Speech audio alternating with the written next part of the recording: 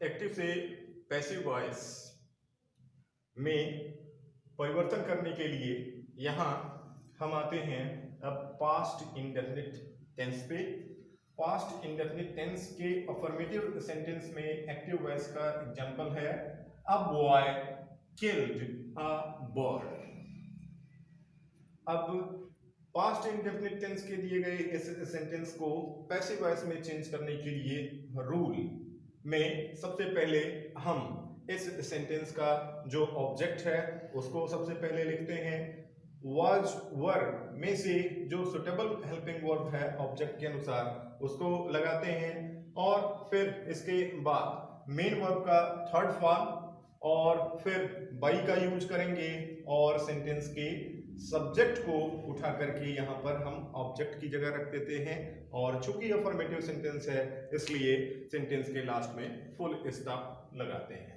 इस प्रकार से हमें a boy killed a bird इस सेंटेंस को यहाँ पर जब हम पैसिव वॉइस में चेंज करते हैं तो यह हो जाता है a bird was killed by a boy. Past indefinite tense के नेगेटिव सेंटेंस में यहाँ एक्टिव वॉइस के एग्जाम्पल के रूप में सेंटेंस दिया गया है my brother did not read the novel. यह पास्ट इंडेफिनिट टेंस का नेगेटिव सेंटेंस है। अब इसे चेंज करने के लिए रूल में सबसे पहले ऑब्जेक्ट को लिखेंगे, सेंटेंस के दिए गए ऑब्जेक्ट को सबसे पहले लिखते हैं, उसके बाद सब्जेक्ट इस ऑब्जेक्ट के अनुसार ही हेल्पिंग वर्ब वाज वर्ब में से जो सुटेबल हेल्पिंग वर्ब है उसका यूज करते हैं, उसके बाद नॉट का प्रयोग होगा और फिर इसके बाद से मेन वर्ब का थर्ड फॉर्म लगाते हैं। थर्ड फॉर्म लगाने के बाद यहाँ पर बाई का यूज करने के बाद सब्जेक्ट को लिखते हैं और उसके बाद फुल स्टॉप। इस प्रकार से यह है एक्टिव वॉइस का जो सेंटेंस पास्ट इंडेफिनिट टेंस का अफर्मेटिव सेंटेंस का दिया गया है my brother did not read the novel.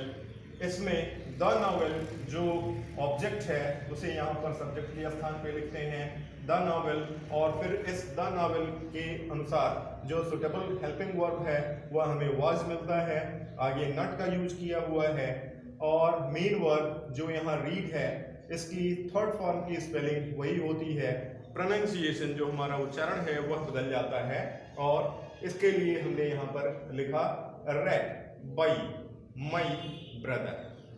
इस प्रकार से यह बदला हुआ जो पैसिव वॉइस का सेंटेंस है यह हमें प्राप्त होता है the novel was not read by my brother.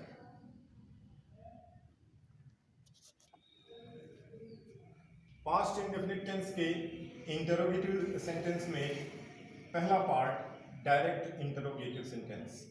Direct interrogative sentence के एक्टिव वॉइस के एग्जांपल के रूप में सेंटेंस दिया हुआ है did you help me yesterday. तो इस प्रकार से यहाँ जो यह sentence did you help me yesterday past indefinite tense का इंटरोगेटिव सेंटेंस है। इंटरोगेटिव सेंटेंस का यह डायरेक्ट इंटरोगेटिव सेंटेंस।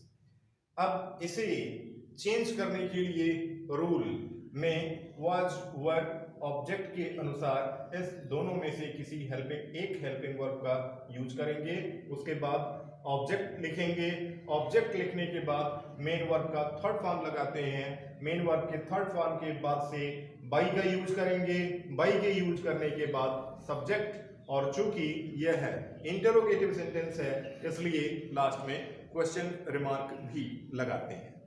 तो हमें अब यहाँ पे पैसिव वॉइस में रूल के अनुसार जब हम इसे चेंज करते हैं तो हमें ये सेंटेंस मिलेगा। हमें सबसे पहले हेल्पिंग वर्ब लिखना है। हेल्पिंग वर्ब यह है जो पास्ट इंडेफिनिट टेंस का डिड है, पैसिव वॉइस में आकर के यह वाज या वर में बदल जाता है ऑब्जेक्ट के अनुसार। पहले ऑब्जेक्ट को देखेंगे, ऑब्जेक्ट हमारा यहाँ मी है जिसको सब्जेक्ट बनाते हुए हमें आई लिखना है और आई के साथ जो सुटेबल हेल्पिंग वर्ब है वह वाज, इसलिए वाज को सबसे पहले लिखा और फिर ऑब्जेक्ट का यूज, ऑब्जेक्ट को यहाँ पे सब्जेक्ट बना के आई लिख दिया, और फिर मेन वर्ब का थर्ड फॉर्म लिखना है। मेन वर्ब हेल्प है, यह हेल्प्ड इसका थर्ड फॉर्म हो जाएगा। इसके बाद हमें बाई का यूज करना है, और फिर जो सब्जेक्ट एक्टिव वॉइस में है हम उसे ऑब्जेक्ट बनाते हैं। यहाँ पर यू है, यू का ऑब्जेक्ट भी यू ही रह जाता है।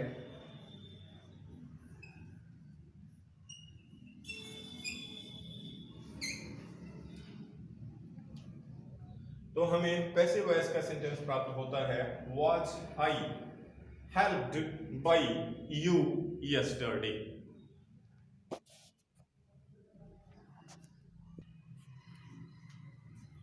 पास्ट इंडेफिनिट टेंस के इंटरोगेटिव सेंटेंस के इनडायरेक्ट इंटरोगेटिव सेंटेंस पे आते हैं। यहाँ एक्टिव वॉइस के एग्जांपल के रूप में सेंटेंस दिया हुआ है, why did you teach English yesterday. अब पैसिव वॉइस में चेंज करने के लिए रूल में क्वेश्चन वर्ड एक्टिव वॉइस में दिए गए उस क्वेश्चन वर्ड को, उस प्रश्नवाचक शब्द को सबसे पहले लिखते हैं, फिर ऑब्जेक्ट के अनुसार जो suitable helping verb was verb में से एक हो उसे लगाएंगे, उसके बाद ऑब्जेक्ट लिखेंगे, मेन वर्ब का थर्ड फॉर्म लिखते हैं, और थर्ड फॉर्म के बाद से बाई का यूज करेंगे। बाई का यूज करने के बाद फिर हमें सब्जेक्ट लिखना है, और सब्जेक्ट के बाद से हम यहाँ पर क्वेश्चन रिमार्क लगाते हैं। इस तरह से एक्टिव वॉइस में दिया गया या क्वेश्चन वर्ड व्हाई यह सबसे पहले लिखा जाएगा। फिर ऑब्जेक्ट को देखते हैं। एक्टिव वॉइस का जो ऑब्जेक्ट है ये इंग्लिश है, और इंग्लिश के अनुसार जो सुटेबल हेल्पिंग वर्ब है वह हमें वाज मिलता है, व्हाई वाज, और फिर ऑब्जेक्ट लिखा, ऑब्जेक्ट यहाँ पे इंग्लिश है, और फिर मेन वर्ब का थर्ड फॉर्म लगाया, टीच का थर्ड फॉर्म हो गया टॉट, और फिर बाई का यूज करते हैं। बाई का यूज करने के बाद से एक्टिव वॉइस का जो दिया गया सब्जेक्ट है उसको ऑब्जेक्ट बनाया गया, यू का ऑब्जेक्ट यू ही होता है, और उसके बाद दिया गया वर्ड यस्टरडे है, यस्टरडे को लिखा और फिर क्वेश्चन रिमार्क लगाया। इस प्रकार से हमें पैसिव वॉइस में जो सेंटेंस मिलता है वो है why was English taught by you yesterday. Past indefinite tense के एक्टिव से पैसिव में बदलने के उपरांत अब हम आते हैं पास्ट कंटिन्यूअस टेंस पे। पास्ट कंटिन्यूअस टेंस का यहाँ अफर्मेटिव सेंटेंस दिया हुआ है। अफर्मेटिव सेंटेंस का जो एक्टिव वॉइस पे एग्जांपल है वह है he was carrying a bag. अब यहाँ रूल्स हैं पैसिव वॉइस में चेंज करने के लिए इस पास्ट कंटिन्यूअस टेंस के अफर्मेटिव सेंटेंस को। सबसे पहले इस he was carrying a bag में से हम ऑब्जेक्ट उठा करके सबसे पहले लिखते हैं। यहाँ ऑब्जेक्ट हमारा अ बैग है, और फिर इसके बाद हेल्पिंग वर्ब वही प्रेजेंट कंटिन्यूअस टेंस का ही है। यहाँ जिस तरह से वाज वर्ब का यूज ऑब्जेक्ट के अनुसार करेंगे, फिर उसके बाद बीइंग का यूज करते हैं। बीइंग के यूज करने के बाद से मेन वर्ब को लेंगे, मेन वर्ब का थर्ड फॉर्म लगाएंगे, फिर बाई का यूज, बाई के बाद सब्जेक्ट का यूज करेंगे, सब्जेक्ट का यूज करने के बाद से हम वहां लास्ट में फुल स्टॉप लगाते हैं। इस तरह से जहां हमारा ऑब्जेक्ट इस सेंटेंस में अ बैग है, अ बैग के अनुसार यहाँ जो सुटेबल हेल्पिंग वर्ब है ऑब्जेक्ट के अनुसार वो वाज मिलता है, इसलिए वाज लगा दिया गया। वाज के बाद से बीइंग का यूज करेंगे, इसलिए इस सेंटेंस में पैसिव वॉइस के सेंटेंस में बीइंग का हमने यूज कर दिया है। और कैरीइंग, इस कैरी वर्ड को, वर्ड का थर्ड फॉर्म हम लगाते हैं, वह हो जाता है कैरीड। और फिर बाई का यूज करते हैं। बाई का यूज करने के बाद से लास्ट में हमें एक्टिव वॉइस के सब्जेक्ट को यहाँ ऑब्जेक्ट बनाना है। यहाँ एक्टिव वॉइस का जो सब्जेक्ट ही है, ही जब ऑब्जेक्ट में बदलेगा तो उसका हिम हो जाएगा। इस तरह से पैसिव वॉइस में ये चेंज्ड सेंटेंस हमें मिलता है, a bag was being carried by him. आगे यहाँ पास्ट कंटिन्यूअस टेंस का निगेटिव सेंटेंस है। निगेटिव सेंटेंस के एक्टिव वॉइस के एग्जांपल के रूप में दिया गया है, Geeta was not buying sweets. Passive voice में चेंज करने के लिए रूल है, ऑब्जेक्ट को सबसे पहले रखते हैं, वाज या वर्ब में से जो सुटेबल हेल्पिंग वर्ब है उसको लगाते हैं, उसके बाद नॉट का यूज करेंगे, नॉट के यूज करने के बाद बीइंग लगाते हैं, बीइंग का यूज करने के बाद से यहाँ मेन वर्ब का थर्ड फॉर्म हमें लिखना है, मेन वर्ब के थर्ड फॉर्म के बाद बाई का यूज करेंगे, बाई के यूज करने के बाद सब्जेक्ट, सब्जेक्ट के बाद से फुल स्टॉप।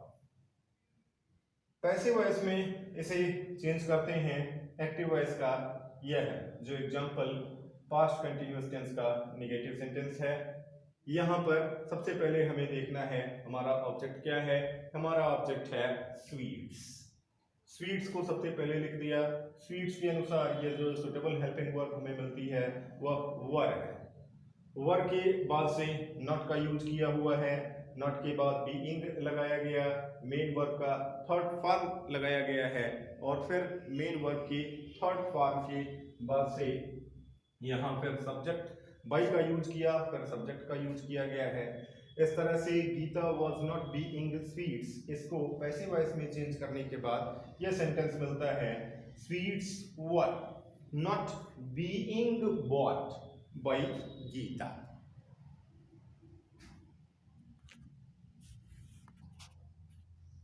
अब आते हैं पास्ट कंटिन्यूअस टेंस के इंटरोगेटिव सेंटेंस पर। पास्ट कंटिन्यूअस टेंस का जो इंटरोगेटिव सेंटेंस है यह पहला फर्स्ट है direct interrogative sentence. Direct interrogative sentence में एक्टिव वॉइस का सेंटेंस दिया हुआ है, वर यू बोरोइंग मनी।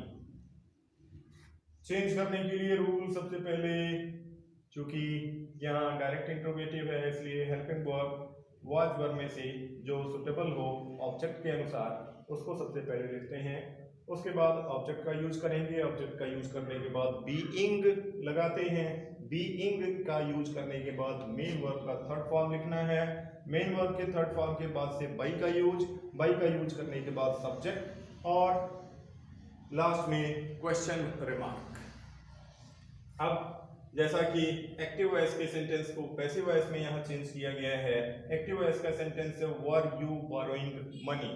इसमें सबसे पहले ऑब्जेक्ट को देखते हैं, ऑब्जेक्ट मनी है, मनी के अनुसार जो सुटेबल हेल्पिंग वर्ब हमें मिलता है वह वाज है, इसलिए वाज लिखा, ऑब्जेक्ट मनी है, मनी को लिख दिया और फिर बीइंग का यूज किया गया है और बीइंग का यूज करने के बाद से बोरोइंग, ये इसका बारो वर्ड का थर्ड फॉर्म हो जाता है बारोड, बारोड के बाद बाई का यूज किया गया है और लास्ट में यहाँ ऑब्जेक्ट बनाया गया है एक्टिव वॉइस के एस यू को, जिसका ऑब्जेक्ट भी यू ही होता है और फिर लास्ट में क्वेश्चन रिमार्क। इस तरह से हमें पैसिव वॉइस का सेंटेंस मिलता है, was money being borrowed by you.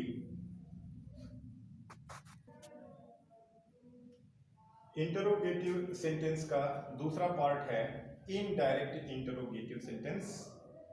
Indirect interrogative sentence के एक्टिव वॉइस के सेंटेंस को हम देखते हैं, why were you taking my blanket. Why were you taking my blanket, ऐसे सेंटेंस को चेंज करने के लिए रूल है, सबसे पहले क्वेश्चन वर्ड लिखते हैं, क्वेश्चन वर्ड के बाद से वाज वर्ब में से किसी एक सुटेबल हेल्पिंग वर्ब को जो हमारे ऑब्जेक्ट के अनुसार सुटेबल हो उसे लगाते हैं, बीइंग का यूज करते हैं, मेन वर्ब का थर्ड फॉर्म उसके बाद लिखते हैं, फिर बाई का यूज करने के बाद लास्ट में सब्जेक्ट लिखेंगे, सब्जेक्ट के बाद से क्वेश्चन रिमार्क लगाएंगे। क्वेश्चन रिमार्क लगाने के बाद से अब यहाँ यह जो एक्टिव वॉइस का सेंटेंस है, जो इनडायरेक्ट इंटरोगेटिव सेंटेंस दिया गया है, why were you taking my blanket, इसमें सबसे पहले इसका जो क्वेश्चन वर्ड है वो व्हाई है, इसलिए यहाँ पर सबसे पहले व्हाई लिख दिया। अब फिर हम हमारे ऑब्जेक्ट को देखते हैं। हमारा ऑब्जेक्ट एक्टिव वॉइस में माई ब्लैंकेट है। माई ब्लैंकेट के अनुसार जो सुटेबल हेल्पिंग वर्ब मिलती है वो वॉज है। वॉज के बाद से हम हमारे इस ऑब्जेक्ट को लिखेंगे। ऑब्जेक्ट है माई ब्लैंकेट। फिर बीइंग का यूज किया गया है। बीइंग का यूज करने के बाद से यहाँ टेकिंग, ये जो टेक वर्ड है इसका थर्ड फॉर्म लगाएंगे। थर्ड फॉर्म टेकन हो जाएगा। उसके बाद बाई का यूज किया गया है। बाई के यूज करने के बाद से यहाँ ऑब्जेक्ट जो है वो है एक्टिव वॉइस का, यह सब्जेक्ट है। यू इसका हमने ऑब्जेक्ट बनाया तो भी यह यू ही रह जाएगा लास्ट में क्वेश्चन पे मार्क। इस तरह से why were you taking my blanket, इसका पैसिव वॉइस हो जाता है why was my blanket being taken by you.